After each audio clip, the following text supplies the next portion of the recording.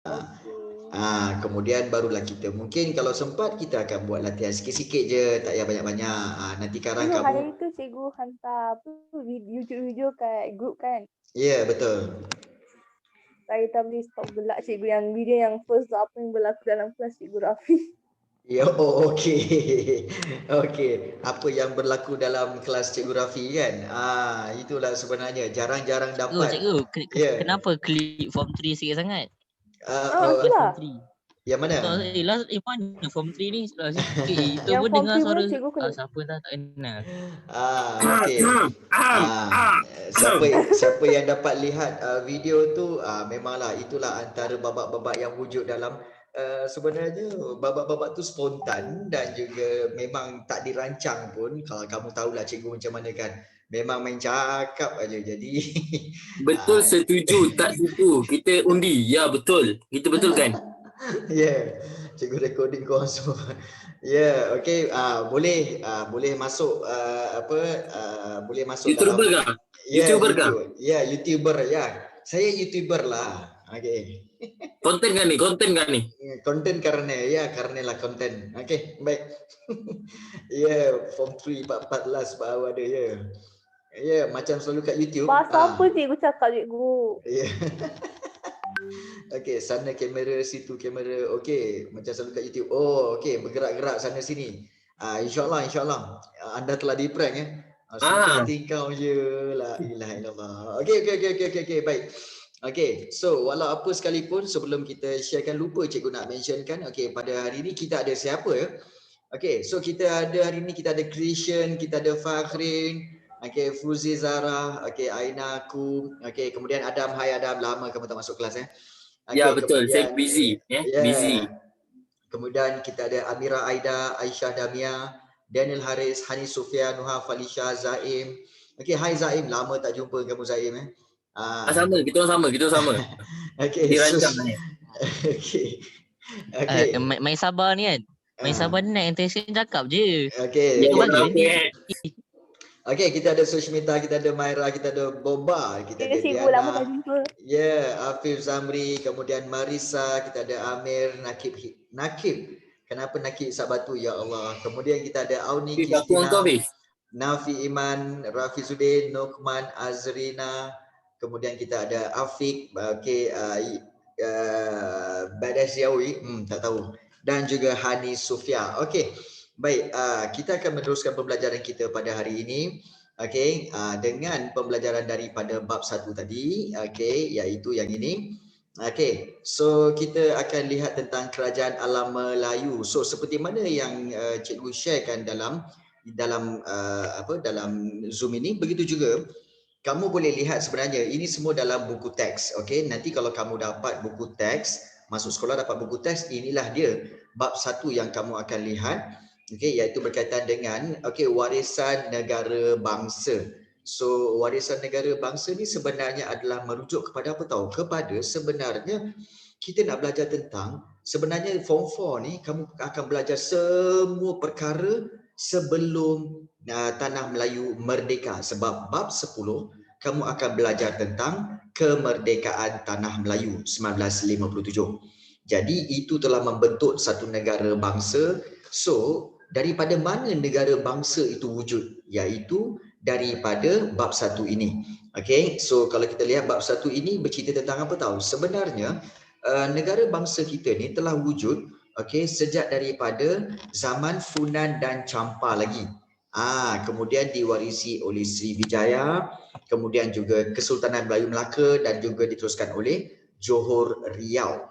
So kalau kamu ingat lagi masa form 2 ya, form 2 kamu belajar tentang kerajaan-kerajaan alam Melayu, seperti dia ada 7 kan, iaitu kita tahu seperti Funan, Champa, Angkor, Kedah Tua, kemudian juga Gangganegara, Sriwijaya dan Majapahit.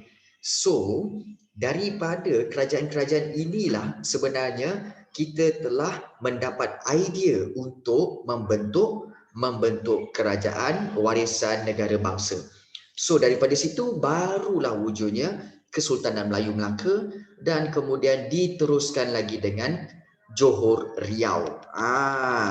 Sebab itu kalau kita lihat dalam buku teks ini, Bermula dengan kerajaan Funan, kemudian kerajaan Champa, kemudian kerajaan Sriwijaya, kemudian diteruskan lagi dengan kerajaan Melayu Melaka, okey, dan juga Kesultanan Melaka dan juga Kesultanan Johor Riau. So kita nak ambil sebenarnya daripada mana datangnya idea nak membentuk negara dan berasaskan bangsa ni. Sebab itu bab 1 belajar tentang ini ya. Dan antara kalau kita lihat ciri-ciri negara bangsa kerajaan alam Melayu. Maksudnya, okey, apakah karakteristik ataupun sifat-sifat kerajaan alam Melayu ni? Okey, sifat-sifat kerajaan alam Melayu ni ada 4. Okey, macam cikgu cakap itu ada 4. Iaitu mesti ada raja, mesti ada undang-undang, mesti ada wilayah pengaruh dan mesti ada rakyat. So, raja tu apa? Raja tu adalah tonggak utama kerajaan, di mana kita tahu bahawa memang raja adalah kedudukannya yang paling tinggi. Kemudian dia dibantu oleh para pembesar. Dan raja sentiasa ditaati dan dianggap suci.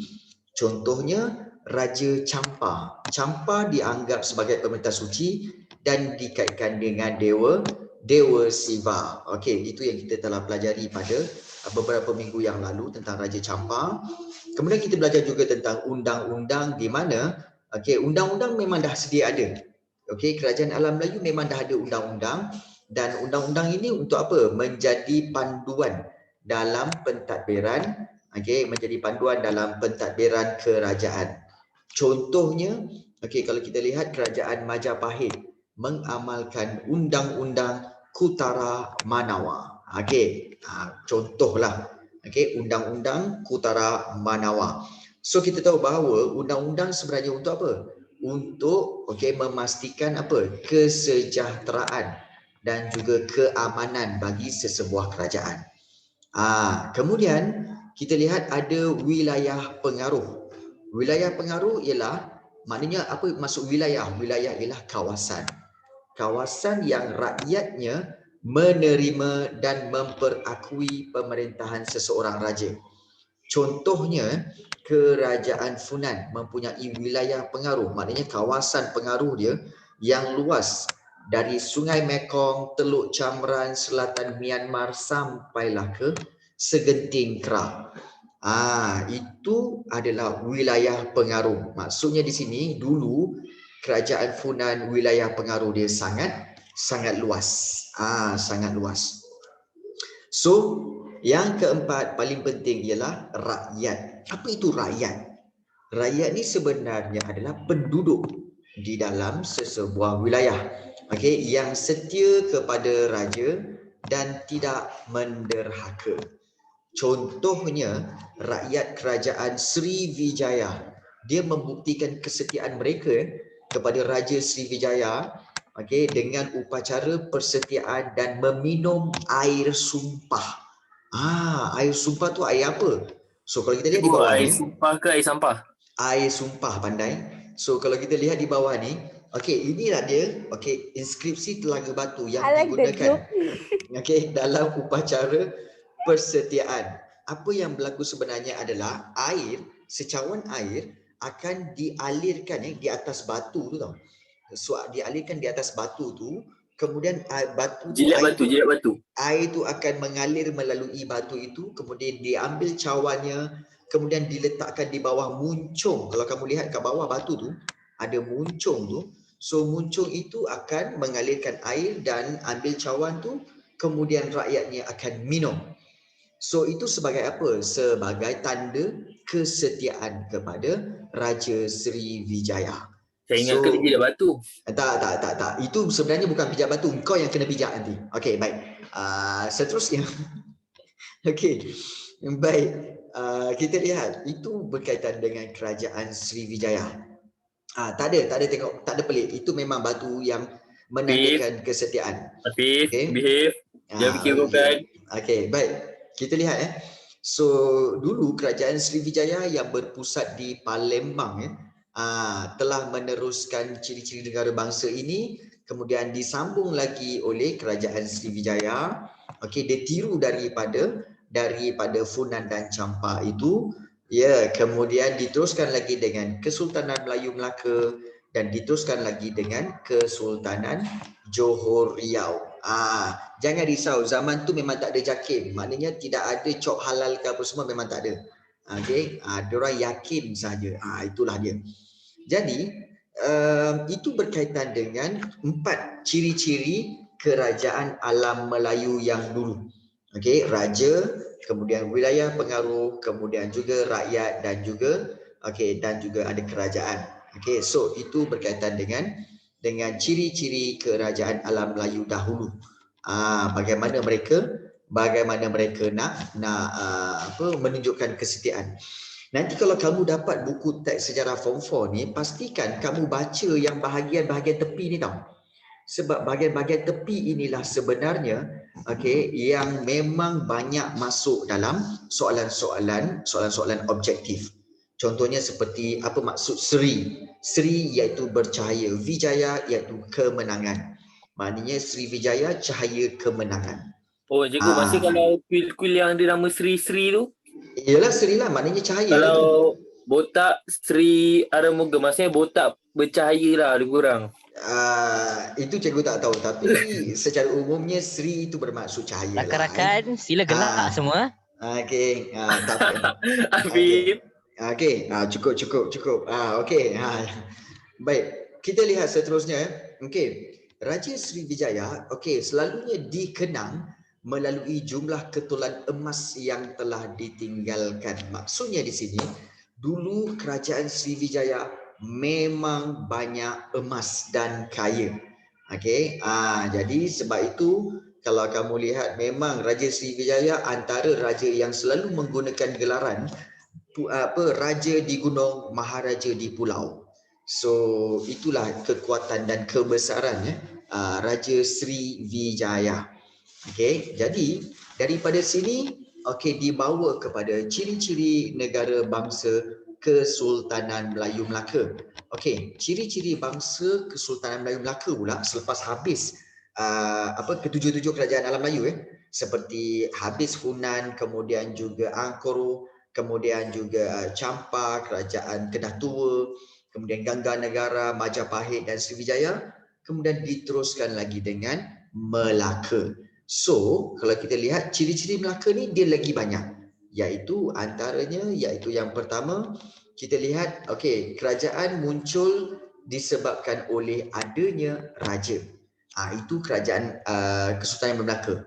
Di mana raja adalah pemerintah yang tertinggi dan dibantu oleh sistem pembesar 4 lipatan yang menjadi tonggak pentadbiran Melaka. Dan kita tahu pentadbiran Melaka ni sistem pembesar 4 lipatan, di bawah raja ada 4 orang pembesar iaitu bendahara, temenggung, penghulu bendahari dan juga laksamana. So itu 4 dikatakan pembesar berempat. Kemudian ada pembesar ber-8, kemudian pembesar ber-16, kemudian pembesar ber-32.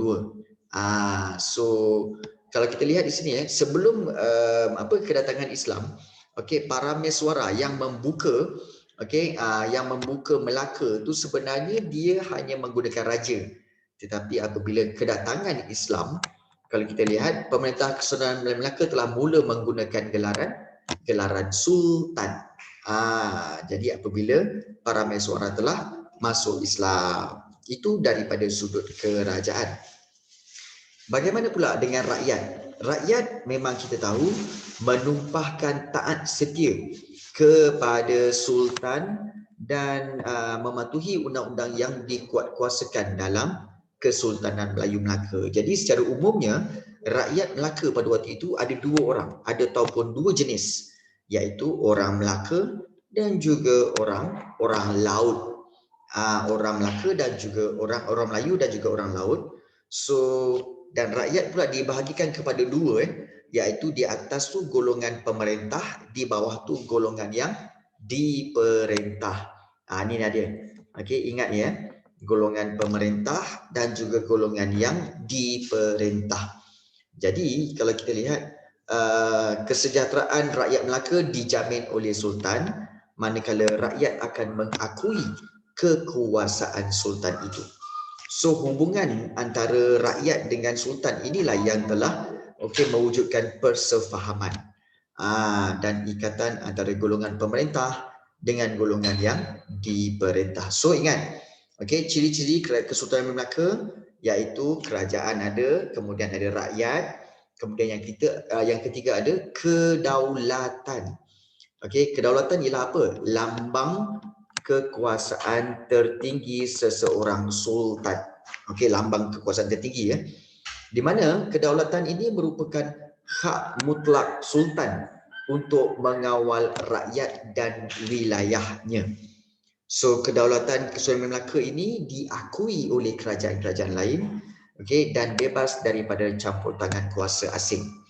Dan kalau kita lihat kedaulatan Kesultanan Melaka ini juga diiktiraf oleh kerajaan dinasti Ming. Kamu tahu tak, dinasti Ming ni sebenarnya adalah kerajaan daripada negara China. Bermakna di sini negara China juga telah mengiktiraf Kesultanan Melayu Melaka. Buktinya iaitu kerajaan dinasti Ming telah hantar beberapa orang utusan termasuk yang diketuai oleh Laksmana Cheng Ho untuk mengeratkan hubungan antara China dengan Melaka. Dan satu trivia, satu fakta tambahan yang kamu harus tahu bahawa daripada watak Laksmana Cheng Ho inilah maka diwujudkan watak Sinbad. Pernah dengar Sinbad? Sinbad yang naik kapal tu yang menjadi hero cerita kartun Sinbad tu kan? Simpson Sinbad pandai. So Sinbad itu sebenarnya watak itu diambil daripada watak Laksmana Cheng Ho. Di mana Laksmana Cheng Ho ni digambarkan memang seorang yang sangat besar, badan dia besar, namun dia adalah seorang Islam. Dia seorang Muslim. Laksmana Cheng Ho ni ya. Jadi ini yang telah dihantar oleh kerajaan China untuk mengeratkan hubungan antara China dengan Melaka. Nampak tak? Begitu tingginya kedaulatan seseorang sultan sampaikan kerajaan China pun mengiktiraf kedaulatan Kesultanan Melayu Melaka. Hebat tak? Hebatlah. So gambar bawah ini menunjukkan bagaimana mereka menghadap Sultan Melaka. Jadi itu yang berlaku. Baik. Itu yang ketiga. Yang keempat, wilayah pengaruh. So kalau kita lihat wilayah pengaruh merujuk kepada kawasan pemerintahan raja yang diterima dan diakui oleh rakyat. So Kesultanan Melaka ni mempunyai wilayah pengaruh yang luas, merangkumi seluruh semenanjung Tanah Melayu dan pantai timur Sumatera. So wilayah pengaruh ini diperolehi bagaimana Melaka boleh memperoleh kawasan yang sangat luas. Maksudnya seluruh semenanjung Tanah Melayu ni dulu dipanggil Melaka. Begitu juga separuh daripada Sumatera itu dipanggil Melaka. Why? Kerana Kesultanan Melaka dulu memperoleh kawasan itu yang sangat besar itu melalui 3 cara. Iaitu penaklukan, maknanya penjajahan. Kemudian naungan, maknanya kerajaan-kerajaan kecil itu sanggup untuk duduk bernaung di bawah Kesultanan Melaka, dan juga perkahwinan. So wilayah pengaruh yang luas ini membuktikan kewibawaan pemerintah kerajaan ini. Sedikit maklumat, kalau kamu lihat sebelah kanan itu, inilah dia 3 cara bagaimana Kesultanan Melaka meluaskan kawasannya. Yang pertama iaitu tentang taklukan, di mana penjajahan. Wilayah yang diperoleh melalui peperangan antara wilayah yang ditakluk, maknanya diperolehi melalui peperangan adalah seperti negeri Pahang, Kuala Linggi, Kelantan, Rokan, Inderagiri dan juga Kampar. So itu adalah kawasan-kawasan yang dijajah. Manakala kawasan-kawasan naungan pula, wilayah naungan ialah wilayah yang menerima ketuanan Kesultanan Melaka, sama ada melalui perkahwinan atau persahabatan. Contohnya apa? Contohnya wilayah naungan ialah Lingga, Patani dan juga Kedah. Ketiga-tiga negeri ni Lingga, Patani dan Kedah, mereka memohon kepada Kesultanan Melaka untuk duduk di bawah Melaka. Kerana apa? Kerana pada waktu itu Kesultanan Melaka lebih besar daripada kerajaan-kerajaan kecil ni. Jadi mereka kata lebih baik kami berlindung di bawah Kesultanan Melaka. So itu dipanggil wilayah naungan. Ingat wilayah taklukan dan naungan. Dan satu lagi iaitu melalui perkahwinan. Contohnya kerajaan Majapahit menghadiahkan Siantan, iaitu satu kawasan Siantan kepada Sultan Mansur Shah kerana mengahwini puteri Majapahit. So ingat tiga ni taklukan, naungan dan juga melalui perkahwinan. Sebab itu kerajaan Melaka sangat luas. Sangat luas. Baik. Itu berkaitan dengan wilayah pengaruh. Kemudian yang kelima iaitu berkaitan undang-undang. Terdapat undang-undang bertulis pada zaman Kesultanan Melayu Melaka, iaitu Hukum Kanun Melaka dan juga Undang-Undang Laut Melaka. So kalau kita lihat, undang-undang bertulis, kalau kita lihat undang-undang bertulis, bermakna undang-undang itu ditulis dalam bentuk satu dokumen yang dipanggil Hukum Kanun Melaka dan juga Undang-Undang Laut Melaka. So undang-undang ini digunakan untuk apa? Untuk mengukuhkan kerajaan dan melindungi rakyatnya. So undang-undang ini juga menjadikan Kesultanan Melaka ni sebagai sebuah kerajaan yang unggul. Jadi itu sebenarnya yang kita lihat tentang undang-undang. Secara Undang-undang Laut Melaka tu ada berkaitan tak dengan perdagangan kat Melaka? Bagus soalan tu. Baik. Sebenarnya Undang-Undang Laut Melaka semuanya berkaitan dengan segala yang berlaku di atas kapal dan pelabuhan. Maknanya kalau undang-undang berkaitan perdagangan juga ada dalam Undang-Undang Laut Melaka. Berbanding dengan Hukum Kanun Melaka, Hukum Kanun Melaka ni adalah undang-undang di darat, iaitu di negeri-negeri jajahan Melaka. Tetapi secara umumnya macam cikgu pernah bagi tahu kamu segala undang-undang ini memang sangat tegas. Kalau salah sikit, kalau agak-agak salah ataupun mungkin kamu melakukan kesilapan sikit hukuman dia memang kebiasaannya hukuman bunuh. Tak ada cerita banyak, tak ada denda-denda, tak ada penjara. Memang hukuman bunuh.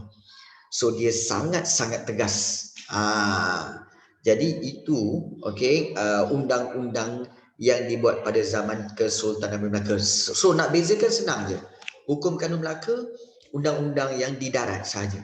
Tapi kalau Undang-Undang Laut Melaka, iaitu undang-undang yang yang digunakan untuk di atas kapal, sepanjang pelayaran dan juga yang di pelabuhan. Kalau kita lihat, kalau kita lihat undang-undang sekarang, sebenarnya undang-undang sekarang lebih banyak denda berbanding undang-undang dulu. Undang-undang sekarang ni memang banyak denda, penjara, kemudian juga jadi undang-undang sekarang ni kurang. Kecuali kalau seperti undang-undang kanun keseksaan, iaitu hukuman jenayah yang sampai membunuh orang, kemudian juga hukuman berkaitan dadah. So itu yang dikatakan sebagai hukuman bunuh. Udang memang tak bunuh orang, Azina. Udang memang tak bunuh orang, jangan risau. Baik. Udang masak lemak cili api, betul nanti kita minta Marisa yang masak. Pandai-pandai lah kau Marisa, baik. Kemudian kita lihat yang keenam, iaitu lambang kebesaran.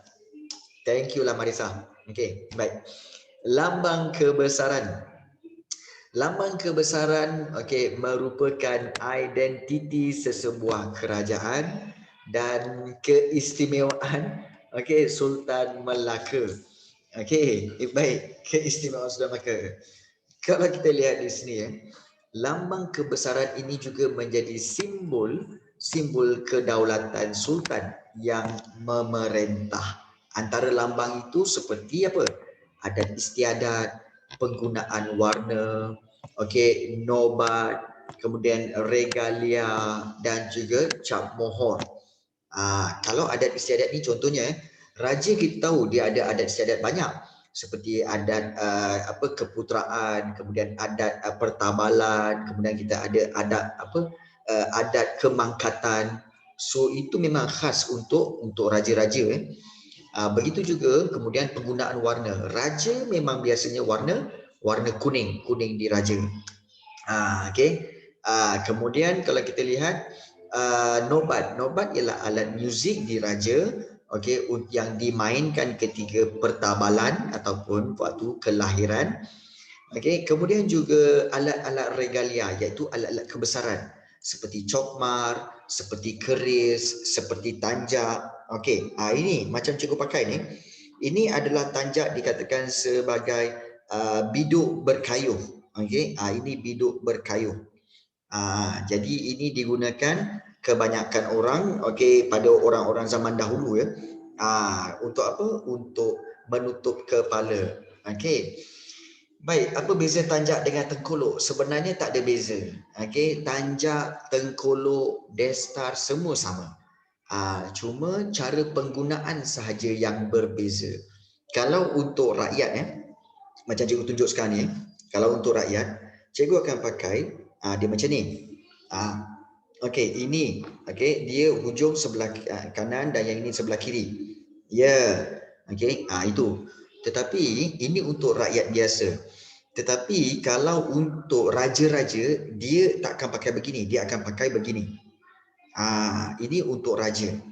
So raja yang ini sebelah kanan, yang ini sebelah kiri. Kalau kita rakyat, kita pakai begini. Begini. So itu memang adat istiadat dia. Ingat pakai tengkolok bukan boleh main pakai je. Dia macam dia tak ada pangkat. Dia hanya satu, kita kata sebagai satu corak yang ada patah pinggang lah, biduk berlayar lah, kemudian nama-nama seperti mutiara, kemudian juga ada banyak lagi nama-nama. Itu hanyalah sebagai bentuk corak, bentuk lipatan dia. Tetapi dia ada penggunaan dia. Ini adalah sebagai salah satu alat regalia. Biduk berkayuh lah yang paling simple, biduk berkayuh. Banyak. Banyak. Setakat ni cikgu tengah kumpulkan, mungkin ada 5 atau 6 tanjak begini. Dan insyaAllah nanti kalau ada rezeki tahun 2021 ni, mungkin cikgu akan buat satu tanjak dengan ada lambang cikgu Rafi kat sini, untuk dijual dan dipakai oleh para pelajar kelas-kelas online cikgu. Jadi kamu boleh bawa ke mana-mana saja untuk memakai tanjak itulah, insyaAllah. Dengan brand sekali, insyaAllah. Itu perancangan tahun inilah. So jom kita beramai-ramai membudayakan pakai tanjak ke mana-mana saja. Perempuan pun boleh pakai juga. Yes, betul. Kan? Kalau kita tak pakai, siapa lagi yang nak pakai? Kan? Kan? Takkanlah nak harap orang Afrika nak pakai, kan? Kita lah yang pakai dulu.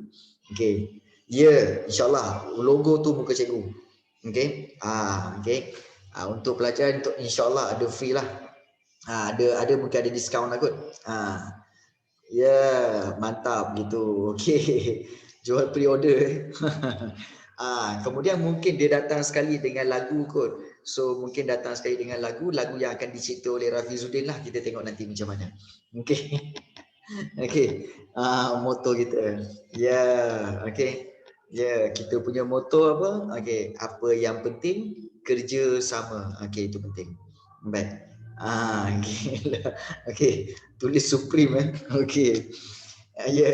So itu plan pada tahun ini, insyaAllah. So plan cikgu pada tahun ini akan membantu kamu para pelajar Form 4 untuk menjayakan sejarah kamu supaya kamu dapat A pada pertengahan tahun ini dan juga akhir tahun, supaya bila kamu dah kuasai sejarah Form 4 ni sampai hujung tahun depan, kamu boleh turun pula untuk sejarah Form 5 dan kita akan maintain untuk kita main BA dan B dan A itu saja, kita tak mahu bagi bawah. So kita nak fokus untuk kejayaan dalam sejarah.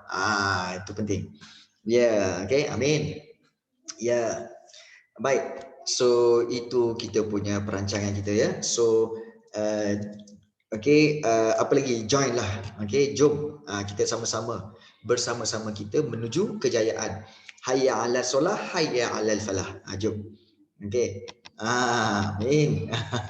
Okey. Itu perancangan-perancangan dia. Okey.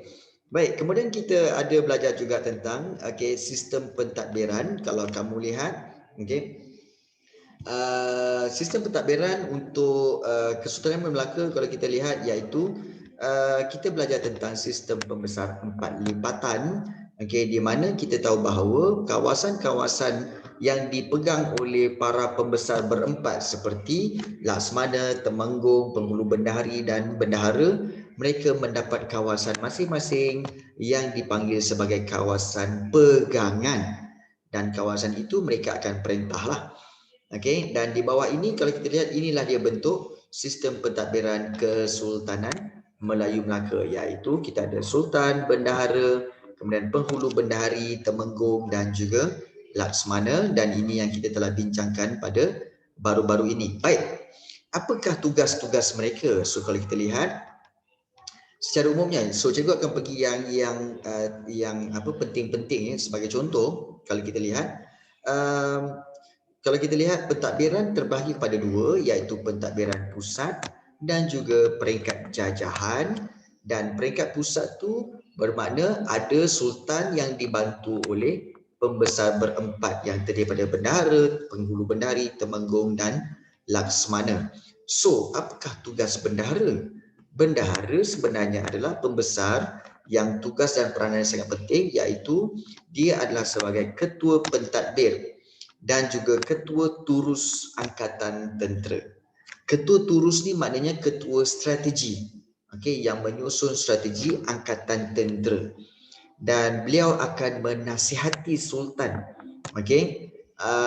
dalam pelbagai hal dan menjadi pemangku sultan ataupun menjadi pengganti sementara. Sekiranya sultan tidak ada dalam negeri, sultan melawat negara-negara lain, so bendahara akan menggantikan sekejap sultan itu ya. Kemudian Kesultanan Melaka juga mempunyai sistem kewangan teratur. Sebab apa tahu? Sebab sumber pendapatan ini semua akan diuruskan oleh seorang penghulu bendahari yang dilantik bagi menguruskan perbendaharaan secara teratur. So sementara itu Syah Bandar pula dipertanggungjawabkan untuk mengutip cukai di pelabuhan. Manakala pembesar lain mengutip cukai di kawasan pegangan. So hasil perbendaharaan ni maknanya hasil kutipan cukai tau. Kutipan cukai dan kutipan hasil perdagangan semua akan dikutip oleh Syah Bandar dan dia akan diserahkan kepada penghulu bendahari. So hasil perbendaharaan ini akan disalurkan untuk kepentingan kerajaan. Apa kerajaan buat dengan duit tu? Kerajaan akan beli senjata, akan bina istana. Jadi ini menyebabkan negeri Melaka semakin makmur. Kemudian daripada aspek aspek keselamatan pula, Kesultanan Melaka mempunyai sistem keselamatan yang kemas untuk menjaga keamanan di darat dan di laut. So untuk tujuan ini, Temenggung dilantik untuk menjaga keselamatan kota Melaka. Maknanya Melaka akan dijaga oleh Temenggung, manakala Laksmana pula akan bertindak sebagai Panglima Angkatan Laut Melaka. Panglima Angkatan Laut Melaka. Jadi, so kalau kita lihat pada peringkat jajahan pula, pembesar ditugaskan untuk menguruskan pentadbiran daerah-daerah kampung. Kemudian pembesar ini pun dilantik oleh sultan dan pembesar berempat. Jadi antara mereka lah menjaga dan mengekalkan keamanan kawasan pentadbiran dan dibenarkan mengutip cukai. Ini menunjukkan apa? Menunjukkan bahawa sistem pentadbiran ini telah memperlihatkan kebijaksanaan pemerintah Kesultanan Melaka dalam mentadbir kerajaan. Jadi kalau kita lihat agihan tugas yang tersusun inilah yang membolehkan kerajaan Kesultanan Melaka unggul sebagai sebuah empire. Dah lah, ada ciri-cirinya 6 tadi kan, iaitu ada kerajaan, kemudian ada wilayah, kemudian ada lambang kebesaran, kedaulatan, okey. Kemudian ditambah pula dengan sistem pembesar berempat, kemudian ada undang-undang. Itu menyebabkan Kesultanan Melaka sangat hebat. Sangat hebat ya. Jadi itu yang paling penting. Dan seperti mana yang cikgu maklumkan sebentar tadi bahawa kamu kena ingat bahagian-bahagian tepi bila kamu dapat buku teks, kamu lihat bahagian tepi itu paling penting, iaitu kawasan pegangan. Fakta-fakta di sebelah tepi itu contohnya kawasan pegangan ini iaitu kawasan yang dikurniakan oleh Sultan Melaka kepada pembesar berempat. Dan bendahara yang terkenal di Kesultanan Melaka adalah Bendahara Tun Perak. Sebab apa? Beliau adalah bendahara yang paling lama berkhidmat, iaitu sejak daripada Sultan Melaka yang ini iaitu Sultan Muzaffar Shah, kemudian Sultan Mansur Shah, kemudian Sultan Alauddin Riayat Shah dan Sultan Mahmud Shah. So keempat sultan ini mendapat bendahara Tun Perak, iaitu bendahara yang paling lama berkhidmat dan bendahara yang paling hebat, yang paling bijak. Sebab itu kalau kita lihat memang Melaka memang hebat. Kemudian ini berkaitan dengan undang-undang. Undang-undang kita tahu, undang-undang bertulis ada dua. Hukum Kanun Melaka dan Undang-Undang Laut Melaka, seperti mana Adam tadi cakap tentang Undang-Undang Laut Melaka kan. Baik, Hukum Kanun Melaka sebenarnya ada 44 fasal. 44 fasal ni maknanya 44 perkara yang bincangkan, antaranya termasuklah jenayah, tentang bidang kuasa sultan, pembesar, kekeluargaan dan hal-hal berkaitan dengan ekonomi. So contohnya kalau kita lihat perbuatan jenayah, contoh. So ada satu bahagian dalam Hukum Kanun Melaka tu bercerita tentang jenayah, iaitu dia, kalau kita lihat contohnya kalau kita lihat antara kesalahan yang boleh dikenakan hukuman bunuh termasuklah seperti dalam pasal 5.1, apabila seseorang didapati membunuh orang lain tanpa pengetahuan raja atau pembesar, maka dia akan dihukum bunuh. Malah dalam pasal keempat pula, hukuman bunuh akan dikenakan kepada sesiapa yang ingkar arahan dan memalsukan titah sultan. Nampak tak? Maknanya kalau melawan arahan dan juga memalsukan, menipu arahan ataupun titah daripada sultan, maka beliau akan dihukum bunuh. You see? Memang main hukuman bunuh, tidak ada denda-denda dan tidak ada penjara-penjara ni, tak ada. Memang hukuman bunuh. Kemudian dalam Hukum Kanun Melaka ada cerita tentang fungsi sultan dan pembesar. Sultan dan pembesar dijelaskan pasal 1. Contohnya dijelaskan tugas-tugas sultan, bendahara, temenggung dan penghulu bendahari. So sultan bertanggungjawab untuk apa? Melantik pembesar. Contohnya bendahara dan temenggung. Siapa yang lantik? Sultan. Kemudian hukum ini juga ada isu kekeluargaan. Contohnya kalau kita lihat dalam pasal 26 yang menyatakan bahawa pernikahan memerlukan 4 orang saksi. Jika tak cukup, memadailah 2 orang sahaja. Hamba abdi dan wanita tidak boleh menjadi saksi dalam pernikahan. So itu dah termaktub dalam undang-undang. So tak boleh nak dilawan. Ini dah tertulis dalam Hukum Kanun Melaka.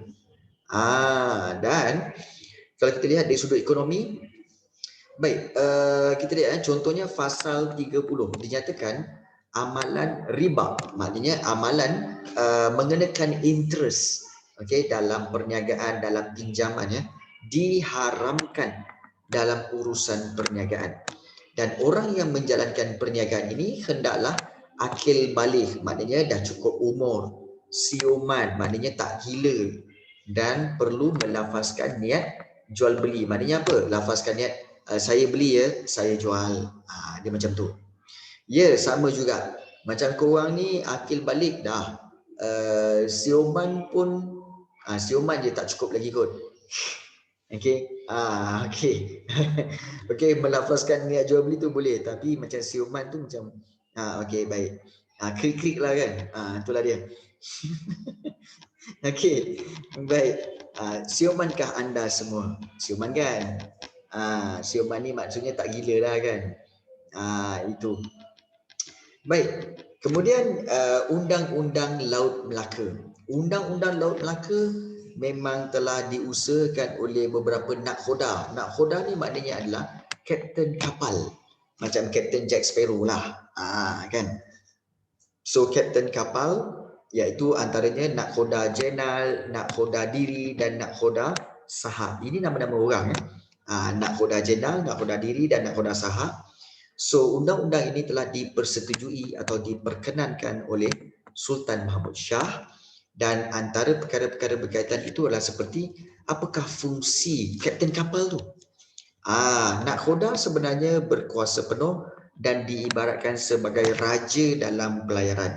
Semua pihak harus mematuhi arahan dan perintah nakhoda. Contohnya dalam pasal 13.1 dinyatakan bahawa nakhoda perlu diberikan keutamaan untuk berniaga selama 4 hari. Dan dalam pasal 13.3 pula dinyatakan sekiranya nakhoda hendak singgah di tempat yang tak ada dalam senarai persinggahan, nakhoda perlu bermesyuarat dulu dengan semua orang di dalam kapal, untuk mendapatkan persetujuan. Nampak? Bukan senang nak jadi nakhoda. Nakhoda kena tanya orang bawahan dulu, boleh tak nak singgah di mana-mana pelabuhan yang tidak ada dalam rancangan pelayaran tu. Itu peranan nakhoda, bukan senang. Kenapa kena tanya? Supaya tidak berlaku pemberontakan di dalam kapal. Di mana kalau katakan ada mungkin ada ramai anak kapal yang tak setuju, kerana mungkin sumber-sumber kapal tak cukup untuk berhenti di mana-mana tempat, maka mereka perlu berbincang. Jadi itu sebenarnya yang berlaku. Jack Sparrow itu dikira sebagai nakhoda lah. Nakhoda, kapten kapal. Itu sebenarnya Jack Sparrow dalam filem Pirates of the Caribbean tu kan. Itulah dia. Kemudian, Happy New Year. Dalam undang-undang ini dijelaskan peranan beberapa pegawai seperti nakhoda, kemudian jurumudi, ada malim dan ada jurubatu. Jadi dalam pelayaran contohnya dalam fasa 9 di mana seorang malim harus arif tentang ilmu pelayaran. Malim ni maknanya adalah orang yang merancang tentang pelayaran itu. So dia kena tahu tentang keadaan ombak, arus, bulan, bintang, kedudukan dia semua supaya pelayaran tu dalam keadaan selamat. So jika malim lalai, maknanya jika malim salah dalam menjalankan tugasnya hingga menyebabkan pelanggaran atau menyebabkan kerosakan, dia akan dijatuhi hukuman bunuh. So tidak ada kompromi. Kalau dia buat salah, dengan kesedaran dia telah buat salah, maka dia akan menjalani hukuman bunuh. Bukan main-main. Jadi tidak ada ruang untuk berlaku kesilapan dalam Undang-Undang Laut Melaka ni tau. Kemudian jenayah. Perbuatan jenayah di atas kapal akan menggugat ketenteraman, sebab itu ada dibuat undang-undang seperti dalam pasal 5 di mana seseorang yang berkelakuan jahat dan membunuh orang di atas kapal, maka orang tersebut akan dikenakan hukuman mati.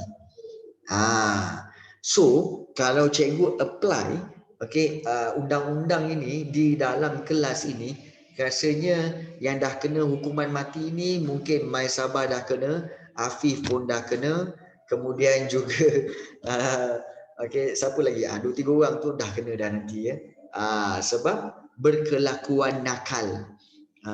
Jadi itu sebenarnya hukuman dia. Hati-hati. Baik.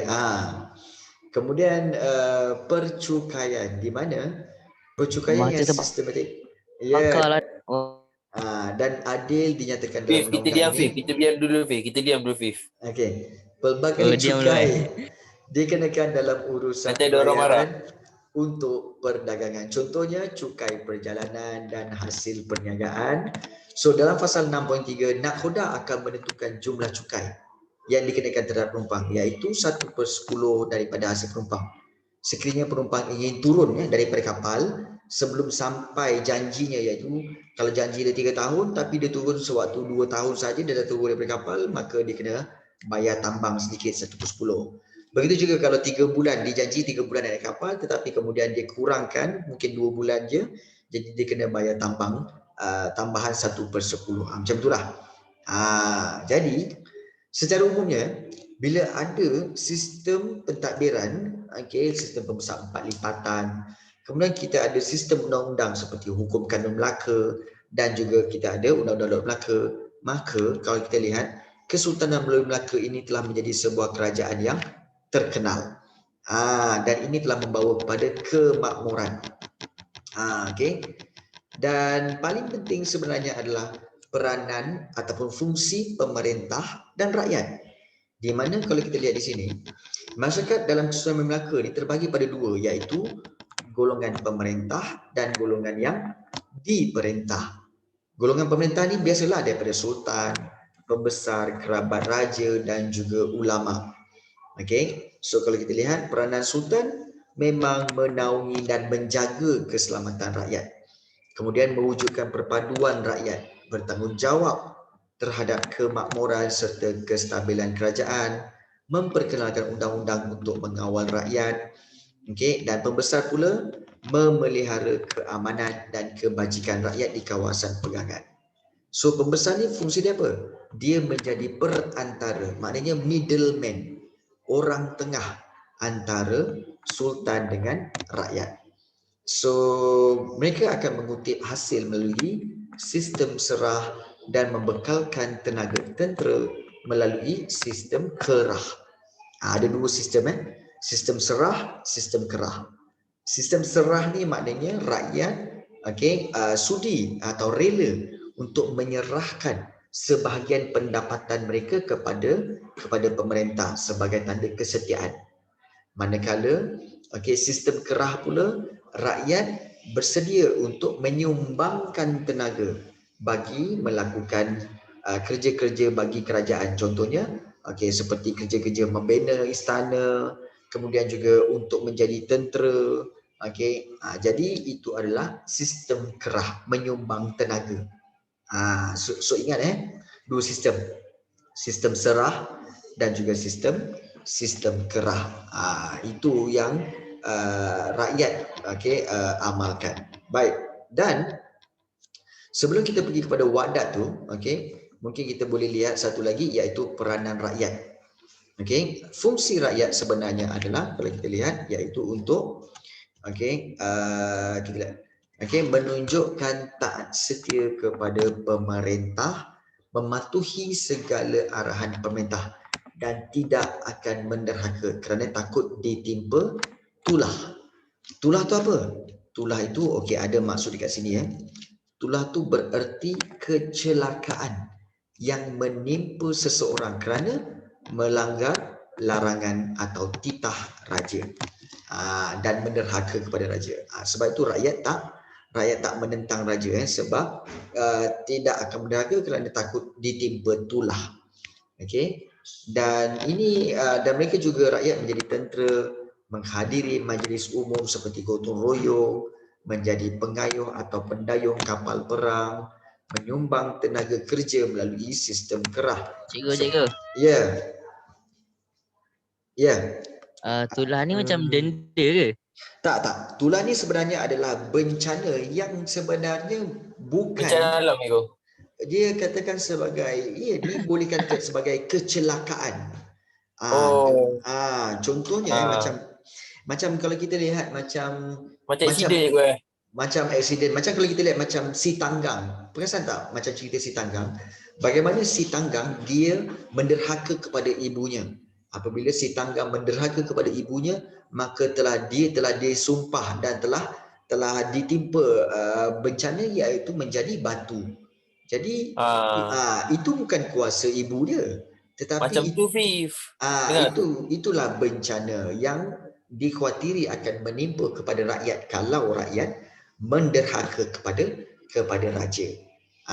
Ingat tu. Ni Tak ada sesiapa je, kita confuse. Cikgu Rafi confuse tadi. So jangan menderhaka. Ni dalam kelas Cikgu Rafi jangan menderhaka. Kalau tidak dengan kurang-kurang aku sumpah kau menjadi Tak, batu. kami cuba nak diam cikgu. Kita nak Baik diam. tu. Kita bincang okey. tadi. Baik, kami baik. Ya. Dah. Marisa ibu bising. Jangan. Kan cikgu bagi tahu bahawa orang gila takkan mengaku dia gila. Okey. Maknanya orang baik dia tak akan mengaku dia baik. Kami tak baik cikgu, tapi kami cuba Kami menjadi jahat. yang baik. Naughty boy. Ya, baik. Okey, baik. Naughty.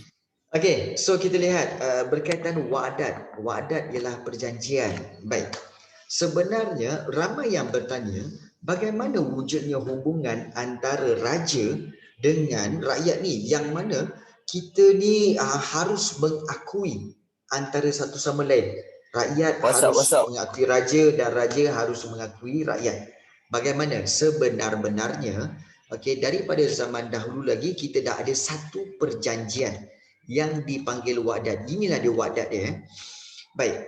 Okey, wa'adat ini kalau kamu lihat ia bermaksud perjanjian. Dia kata apa tahu? Bahawa maka titah sang sapurba hendaklah anak cucu hamba jikalau ada salahnya sekalipun atau zalimnya, okey, kalau kita lihat zalim dan jahat pekertinya, perbuatannya, janganlah segala hamba Melayu itu derhaka dan menitikkan darahnya ke bumi jikalau mereka itu akan cedera berundur hingga ditakluk negerinya juga. Maksudnya apa tahu? Dia sebenarnya perjanjian ni adalah mewakili dua orang, iaitu Sang Sapurba dan juga Demang Lebar Daun. Sang Sapurba mewakili keturunan raja, manakala Demang Lebar Daun adalah mewakili keturunan rakyat. So, sebagai mewakili keturunan raja, Sang Sapurba kata apa tahu? Okey, kalau katakan kami ni keturunan raja kami ni, Tadi Demang Lebar ke Demam Lebar? Sebab ada yang tanya ni. Demang Lebar Daun. Demam. Ya. So, kalau kita lihat, sekiranya, okey, Sang Sapurba kata, okey, ini kami bagi pihak raja. Kalaulah ada anak cucu raja ini yang salah, ada buat salah ataupun zalim ataupun jahat, janganlah hamba Melayu, rakyat Melayu ini, okey, derhaka atau melawan raja itu atau menitikkan darahnya, maknanya membunuh dia. Okey, jangan, walaupun mereka cedera ke, berundur ke hingga ditakluk negerinya juga, biarkan. So kemudian sembah Demang Lebar Daun pula. Demang Lebar Daun mewakili rakyat tahu. Dia kata apa? Baiklah tuanku, tetapi anak cucu duli tuanku dahulu mengubahkan, maka anak cucu patik pun berubahlah tuanku.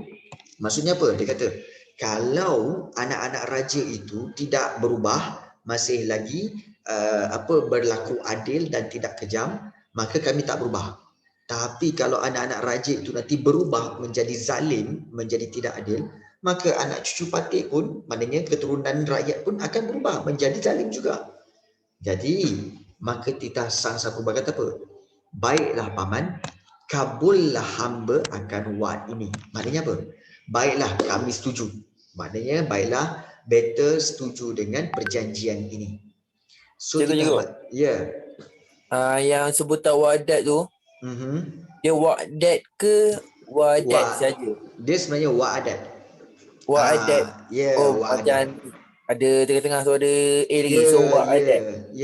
Sebab ejaan dia sebenarnya waw alif ain dal ta. Dia ada ain kat situ. So dia jadi wa'adat. Jadi titah baginda pula dia kata apa tahu?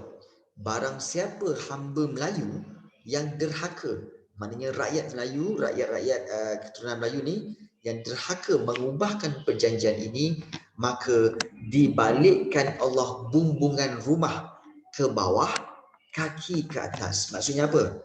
Okey, akan disumpah Allah akan membalikkan negeri itu, okey, ke bawah. Maknanya terbalikkan bumi ke bawah. Maknanya akan hancurlah negeri itu. Jadi sembah Demang Lebar Daun kata apa? Jikalau raja Melayu mengubahkan perjanjian dengan hamba Melayu, dibinasakan Allah negerinya dan tahta kerajaannya. Maknanya apa? kalau ada juga raja-raja Melayu yang berlaku zalim, yang ubah perjanjian ini, okey, yang melakukan kezaliman, maka Tuhan akan menghancurkan negeri itu dan menjatuhkan tahta kerajaan bagi raja itu. Inilah perjanjian yang telah berlaku. Jadi dipercayai bahawa segala keturunan raja-raja Melayu, okey, daripada zaman Kesultanan Melaka sampai sekarang, mereka ni semua keturunan Sangsa Purba. Manakala rakyat Melayu di alam Melayu ni semua dipercayai adalah dari keturunan Demang Lebar Daun. Bermakna kita semua ni serumpun, datang daripada asal yang sama. Sebab itu berlaku perjanjian ini, dan sebab itu sampai sekarang orang Melayu tidak akan menderhaka kepada raja-raja Melayu sampai sekarang. Jadi inilah wadat ataupun perjanjian yang telah menjadikan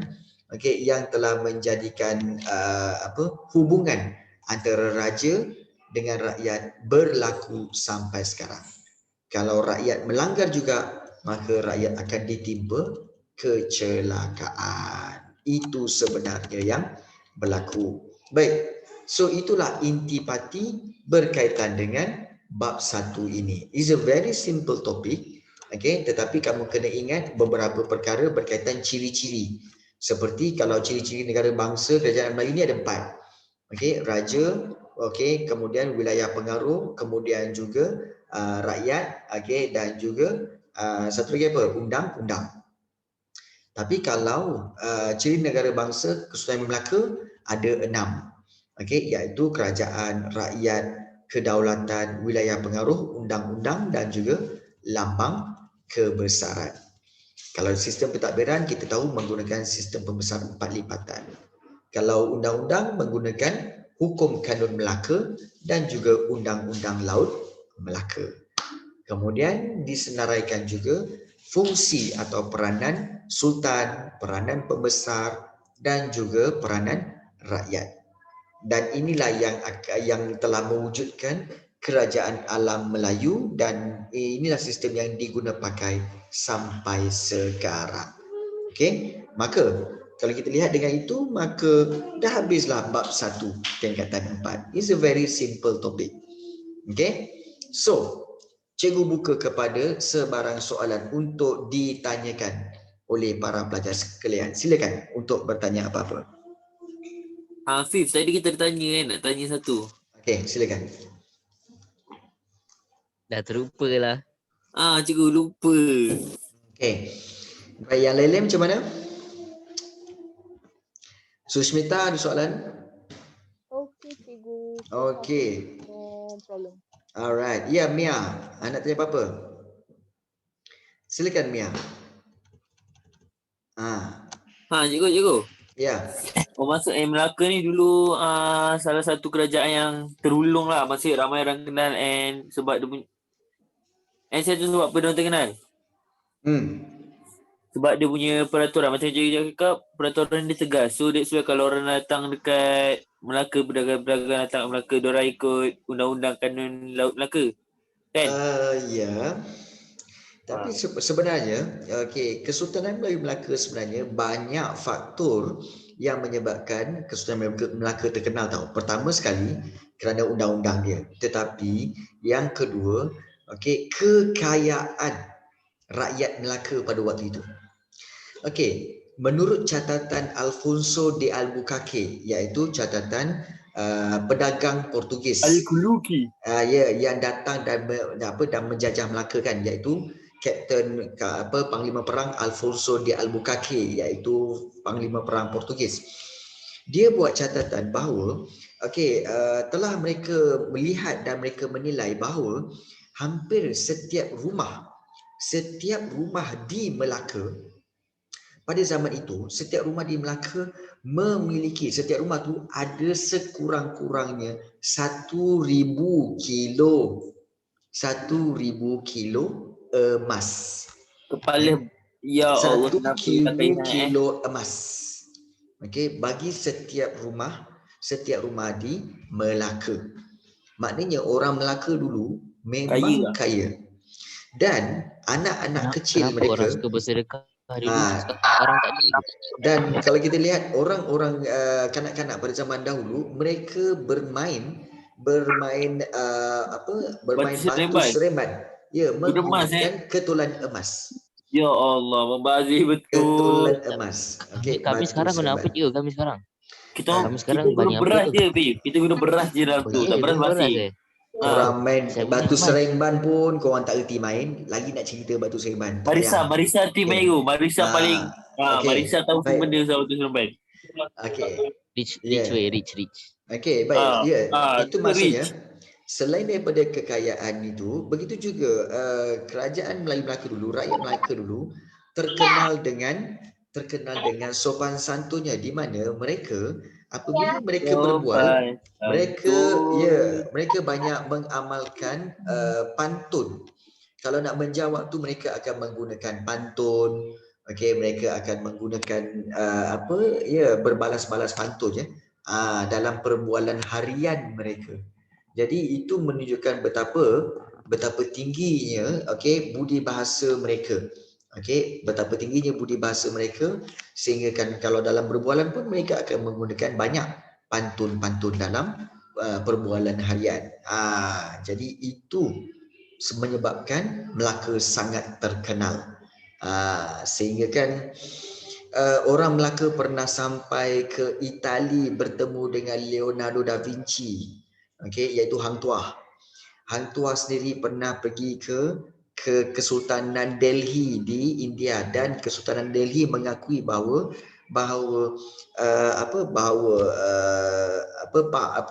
Hang Tuah itu memang pahlawan yang hebat. Dan mereka juga pernah pergi ke China, dan mereka lah yang telah menyebabkan kalau rakyat Cina tak pernah tengok muka Maharaja Cina, tapi orang-orang Melayu kita yang pertama sekali dapat tengok muka orang Maharaja Cina. Kerana apa? Kerana tabiat makan kita. Orang Cina dulu tabiat makan dia, pakai chopstick makan tunduk. Tapi diberikan mi. Orang Melayu kita tak pandai. Orang Melayu kita ambil mi makan pakai tangan dan makan macam tu. So bila makan macam tu nampaklah muka Maharaja lalu. Jadi sebab itu kita dianggap sebagai satu bangsa yang bijak sebenarnya. Bangsa Melayu, bangsa kerajaan alam Melayu ni dianggap sebagai bangsa yang bijak. Jadi itu yang harus diteruskan. Itu sebenarnya. Okey, so bagus soalan tu. Baik, yang lain-lain ada soalan lagi nak tanya? Silakan. Silakan. Cikgu rasa Nurin baru masuk kot.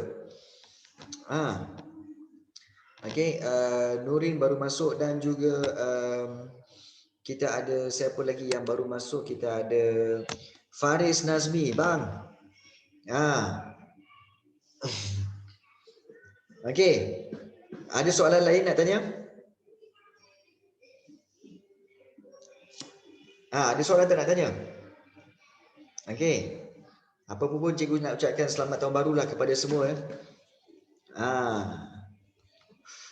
Ayah, cikgu ampang mana ampau? Kata Ampau. tahun baru. Mana ada tahun baru ada ampau, pandai. Tak ada. Sorry. Cikgu bagilah ampau. Oh, ampau. Adam ni orang Melayu ke Cina ke apa ni? Confused. Tak adalah. Bila masuk orang betul Cina dalam kelas kita? Ada. Yang 快的空卡卖了空也往上边空卡。 tak payah. Dia memang macam tu. Dia memang dia memang macam tu lah. Perangai dia memang macam tu. Sabar je lah. Okey. Baik. Yang lain-lain macam mana? Ada soalan tak tanya? Aisyah, Damia. Okey, Amir. Macam mana nak kacak macam cikgu? Susah betul nak jawab soalan tu. Okey, kita pas soalan tu dulu. Okey, Amira Aida nak tanya apa-apa? Amira? Cikgu kacak sebab selalu baca Al-Quran cikgu. Tu yang muka bercerah seri tu. Sarap. Okey, baik. 卖了空卡没上门开， now 卡。 Azrina. Adam, nafsu jaga dah, nafsu jaga. Okey, Daniel, ada apa nak tanya Daniel? Oh, Daniel baru masuk. Okey. Faris Nazmi. Nak tanya apa? Fif, aku ada logo box Supreme tu. Apa bang? Apa benda? Kat sana hujan tak bang? Hujan lah, hari ni hujan. Tak Ah. start lagi. Oh, tak stop lagi Okay. So macam mana bang? Dah study dah? Dah start dapat buku ke apa ke? Buku form 4 tak dapat lagi. Ya ke? Right. Tak apa. Kita study dulu sama-sama Boleh. Right, good. Okay, baik. Yang lain macam mana? Cikgu. Ya. Sekolah cikgu yang cikgu ajar tu diorang dah buat exam ke? Macam exam untuk form 3 masuk form 4. Belum lagi.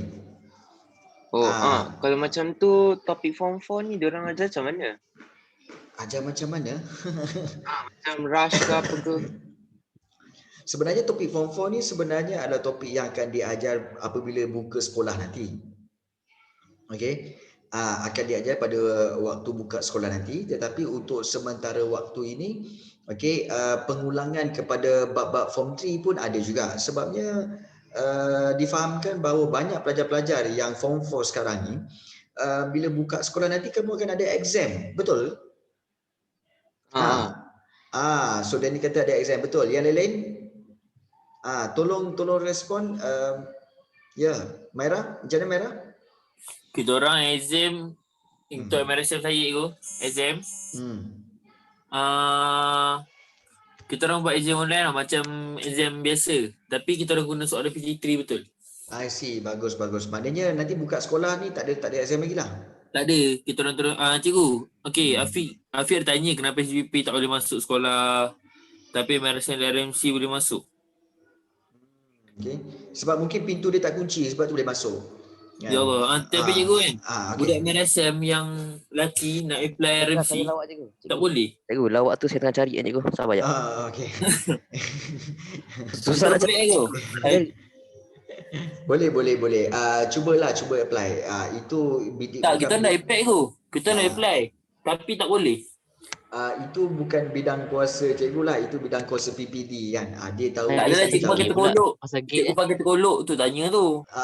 Okey, kau ingat cikgu ni boleh amok satu PPD untuk dia orang luluskan permohonan kau orang? Memang tak. Mana tahu boleh. Memang tak. Okey. Saya tak nak seorang MC tu. Saya suka sukan je tu. Tak nak seorang MC. Ya, baik. Ya, Daniel. MRSM Felda sekolah sukan ke? Tak ada, tapi aku nak masuk sekolah sukan. Dapat tawaran dah, tapi tu lah tolak. Mak tak lagi.